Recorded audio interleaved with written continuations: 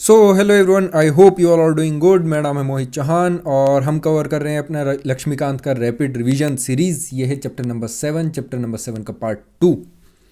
आज का चैप्टर बहुत ही ज़्यादा इंपॉर्टेंट है। आज से हम स्टार्ट करने वाले अपने fundamental rights from article 12 to 35। जितने भी फंडामेंटल राइट्स हैं उनको इन डेप्थ पढ़ेंगे। बहुत सारे फैक्ट्स हैं, there are unlimited facts in this chapter. तो प्लीज़ अपने ज्ञान चक्षुओं को खोल के बैठिएगा, ठीक है। घोड़े दौड़ेंगे आज दिमाग में, चिंता मत करो।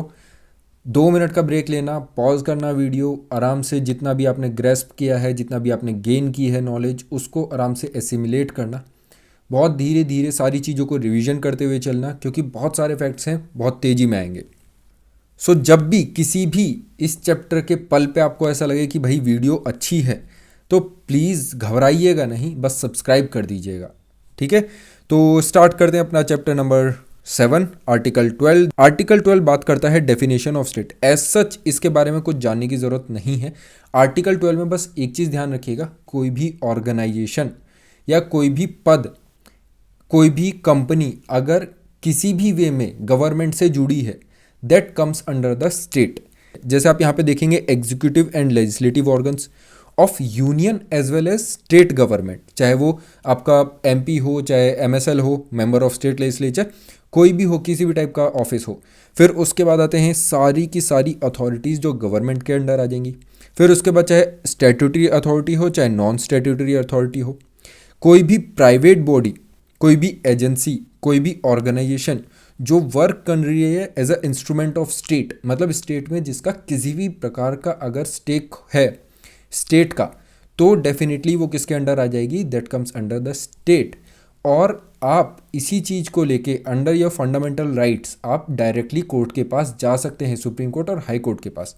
तो ये हो जाता है आपका article number 12। Then comes the article number 13 which talks about laws inconsistent with the fundamental right. ऐसे लॉज जो फंडामेंटल राइट्स के खिलाफ हैं, उनका क्या होगा। इसी आर्टिकल के तहत आप ये पता लगा सकते हैं कि भाई ये एक्सप्रेसिवली प्रोवाइड कर रहा है किस चीज़ के लिए, जुडिशियल रिव्यू के लिए। और ये जुडिशियल रिव्यू अवेलेबल है to the supreme court under article 32 and to the high court under article 226।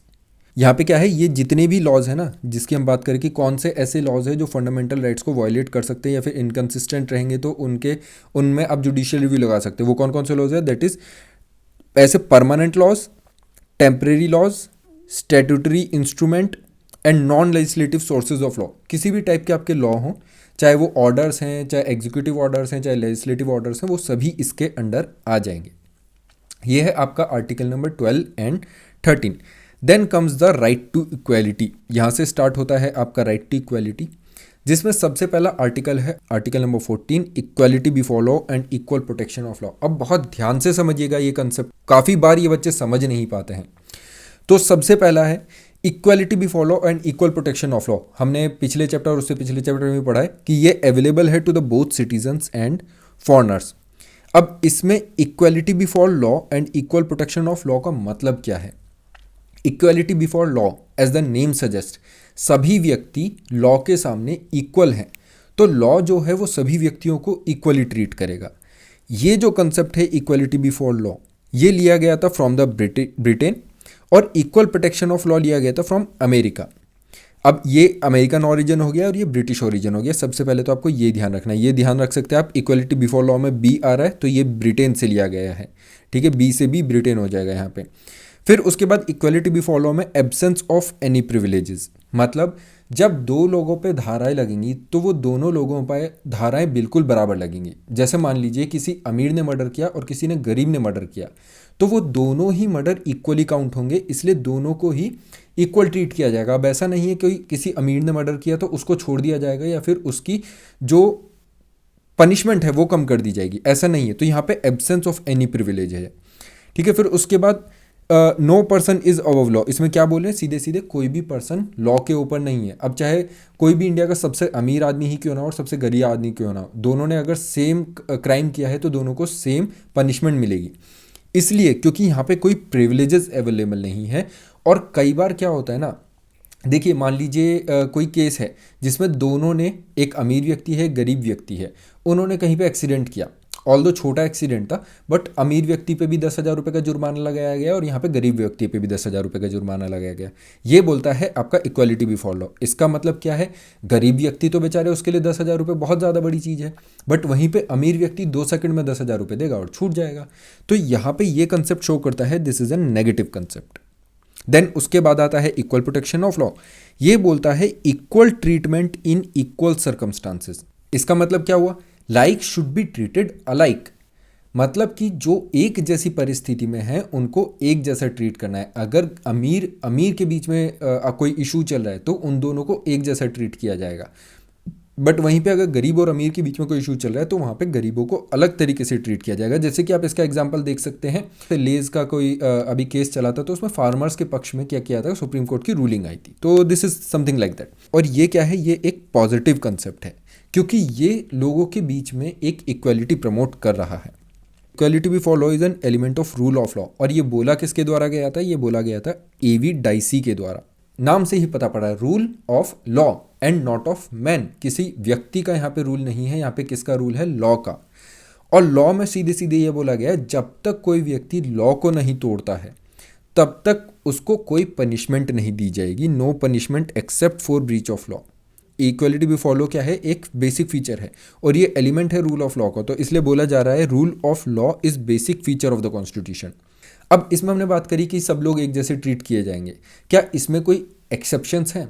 क्या अब अगर आपसे पूछ लिया जाए कि article 14 equality before law and equal protection of law are absolute in nature, तो डेफिनेटली ये आंसर गलत हो जाएगा क्योंकि there are exceptions in equality. इसमें एक्सेप्शंस क्या क्या हैं, president, governor, MP, MSLA that is member of state legislative assembly, foreign sovereigns, ambassador, diplomats and UNO that is United Nation Organization।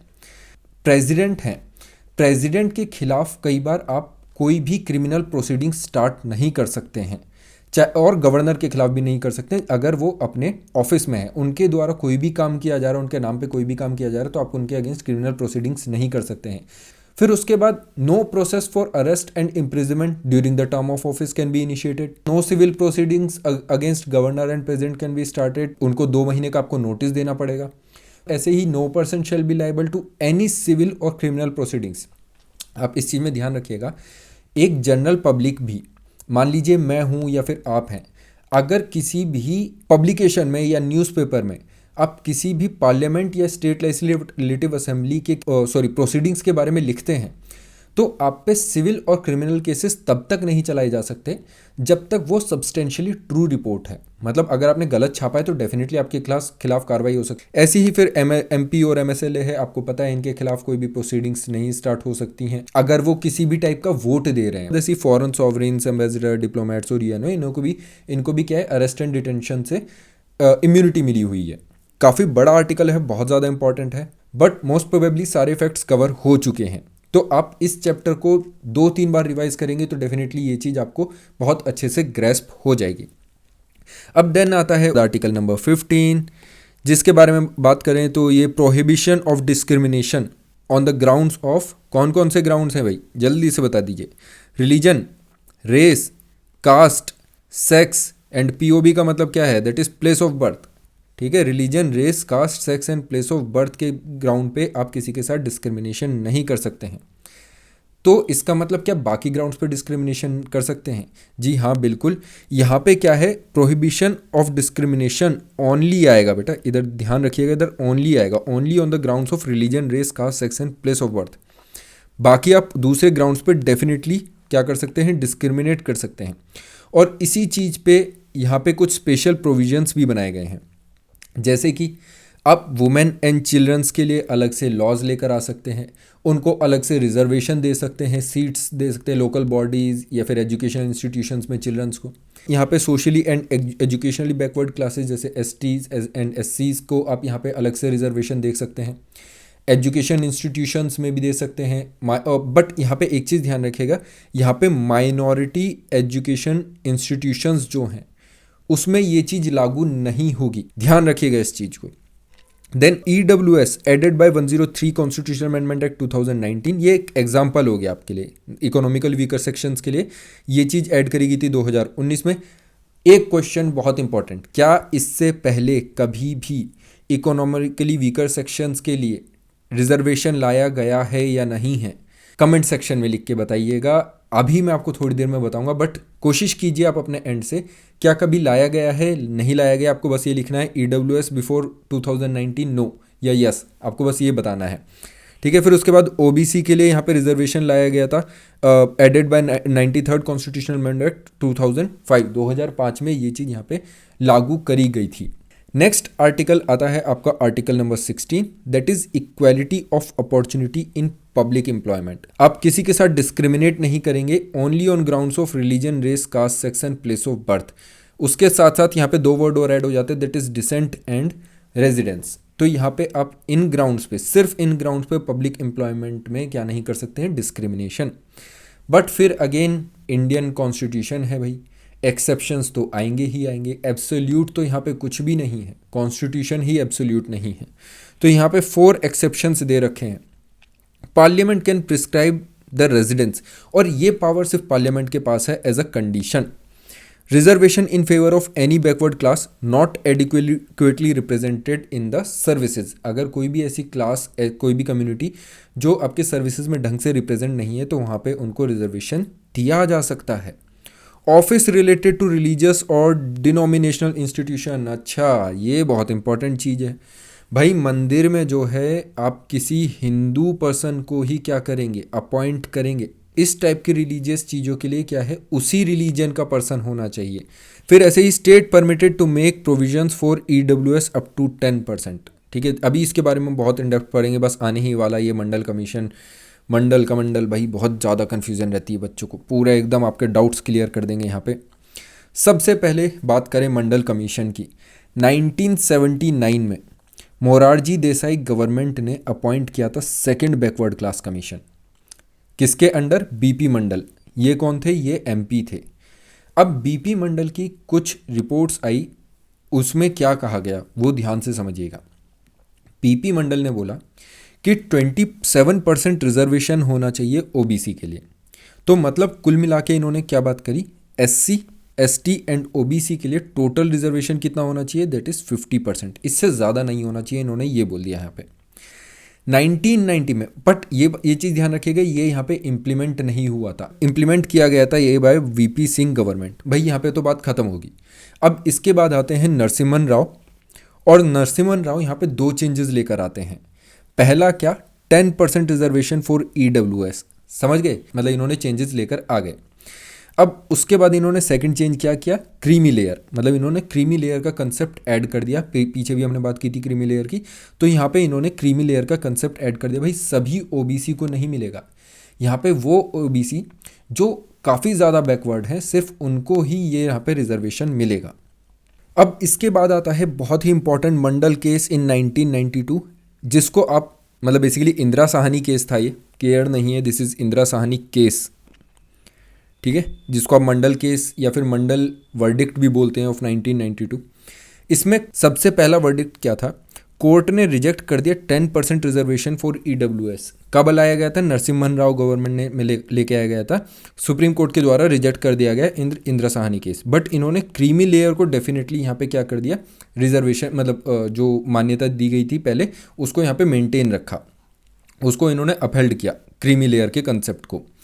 फिर उसके बाद इन्होंने एक चीज़ और बोली, भाई रिजर्वेशन में कोई प्रमोशन नहीं होगा, इनिशियल लेवल्स पे प्रमोशन हो सकता है, बट आफ्टर दैट आपकी कैपेबिलिटी पे ही ऊपर पदों के लिए क्या है, रिजर्वेशन नहीं होंगे।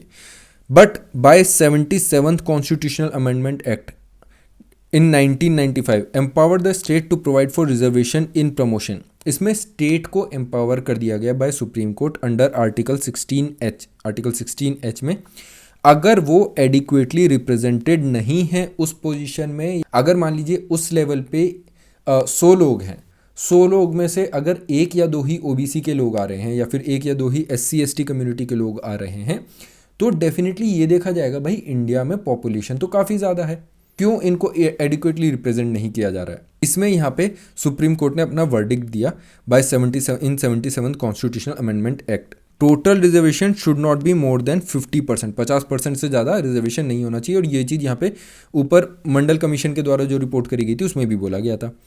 बट इन्होंने यहाँ पे क्या है, carry forward rule should not violate 50%। और एक और चीज़, जो कैरी फॉरवर्ड रूल है, मान लीजिए इस साल जो है एससी कम्युनिटी के लिए 50 पद निकाले गए, ठीक है, टोटल कितने में से, मान लीजिए 200 में से 50 पद निकाले गए।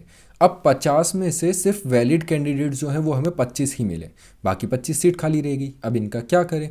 तो इन्होंने बोला कैरी फॉरवर्ड रूल तो आप कर सकते हैं, आप अगले साल इन 25 सीटों को लेके जा सकते हैं, बट ये जो 25 सीटें जब आप ऐड करेंगे ना, वो टोटल 50% रिजर्वेशन से ज़्यादा नहीं होनी चाहिए। मतलब इस साल का reservation including the previous seats वो टोटल 50% से ज़्यादा नहीं होनी चाहिए। But again by 81st constitutional amendment act 2000 जो 2000 में आया था, इसमें ये सीलिंग को ख़त्म कर दिया गया, ended the 50% ceiling for SC/ST backlogs. इस चीज़ को ध्यान रखिएगा, आज की परिस्थिति क्या है वो ध्यान रख के चलिए, और क्या क्या चेंजेस आए हैं। चेंजेस मैंने आपको बता दिए हैं क्या क्या चेंजेस आए हैं। नेक्स्ट आता है article number 17, that is abolition of untouchability. बहुत ही इम्पॉर्टेंट है बट बहुत छोटा सा है, ज़्यादा कुछ इसमें इन्फॉर्मेशन है नहीं और ज़्यादा आएगा भी नहीं। बस एक ही चीज़ है, वो फैक्ट्स आप याद कर लीजिए। यहाँ पे 1976 में अनटचेबिलिटी ऑफेंस एक्ट ऑफ 1955 का नाम चेंज कर दिया गया था, इसको अमेंड कर दिया गया था, इसके परव्यू को काफ़ी ज़्यादा इंक्रीज़ कर दिया गया था और इसको बना दिया गया था protection of civil rights act of 1955। अब एक बहुत इंपॉर्टेंट क्वेश्चन आता है, क्या अनटचेबिलिटी डिफाइंड है कॉन्स्टिट्यूशन में? आंसर है नो। क्या अनटचेबिलिटी डिफाइंड है protection of civil rights act 1955 में? आंसर है नो। जो आपका अनटचेबिलिटी है एज अ वर्ड कहीं पे भी डिफाइंड नहीं है। फिर उसके बाद आता है आपका article 18, that is abolition of title. भाई इंपॉर्टेंट है, कुछ छोटी छोटी निटिग्रिटीज़ हैं इसमें, ध्यान रखने की कोशिश कीजिएगा। It prohibits the states from conferring any title except military और एकेडमिक। आप मेजर जनरल तो लगा सकते हैं, आप डॉक्टर तो लगा सकते हैं, आज की डेट में तो बच्चे इंजीनियर भी लगाने लग गए हैं, बड़ा ट्रेंड है ये ER, है ना। अब यहाँ पे देखो, इंडियंस को इंडिया में तो प्रोहिबिट किया गई है कि भाई आप कोई टाइटल यूज़ नहीं कर सकते। अगर विदेशी कोई गवर्नमेंट किसी इंडियन को कोई टाइटल देती है तो वो पर्सन नहीं ले सकता है। इसका सबसे बढ़िया एग्जाम्पल क्या है? सर। ब्रिटिश गवर्नमेंट अगर किसी इंडियन को टाइटल देती है सर, तो वो इंडियन पहली बात तो वो टाइटल नहीं स्वीकार कर सकता है, दूसरा वो इंडिया में यूज़ नहीं कर सकता है, तो इसलिए कभी भी उसे सर नहीं बोला जाएगा। तो ये चीज़ हो जाएगी। फिर prohibits the foreigners holding the office under the state. अच्छा, इंडियंस के साथ साथ ये फॉरेनर्स को भी मना कर रहे हैं, बोल रहे हैं कि अगर किसी फॉरेनर ने इंडियन स्टेट के तहत काम कर रहा है, किसी इंडियन स्टेट के अंडर काम कर रहा है, इंडियन गवर्नमेंट के अंडर काम कर रहा है, तो डेफिनेटली वो पर्सन भी क्या है, यहाँ पे टाइटल नहीं ले सकता है। तो ये चीज़ ध्यान रखिएगा। और अगर लेता भी है तो उसको पहले प्रेसिडेंट की मंजूरी लेनी पड़ेगी।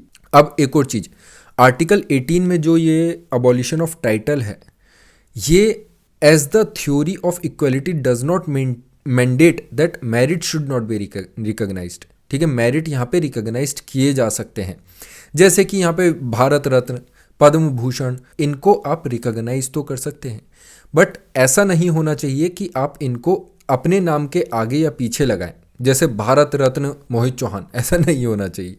ठीक है, तो आप ऐसे नहीं कर सकते, ऑल्दो नहीं मिलने वाला, बट स्टिल क्या पता बहुत बढ़िया काम कर लें भाई।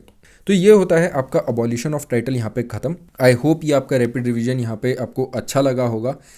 अगर अच्छा लगा है तो जस्ट मतलब बिना सोचे समझे सब्सक्राइब कर दीजिए चैनल को, लाइक कर दीजिए वीडियो को, हमें भी अच्छा लगता है। एक भी लाइक मिलता है तो सीरियसली बहुत अच्छा लगता है। आपका एक एक सब्सक्रिप्शन, एक एक लाइक हमारे लिए बहुत मायने रखता है।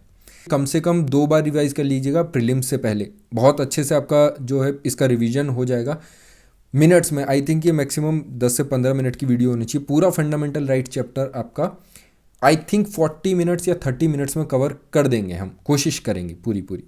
चलिए, thank you so much, have a great day, bye bye, take care. और do join the Telegram channel, क्योंकि वहाँ पे आपको PDFs मिल जाएंगी। जय हिंद।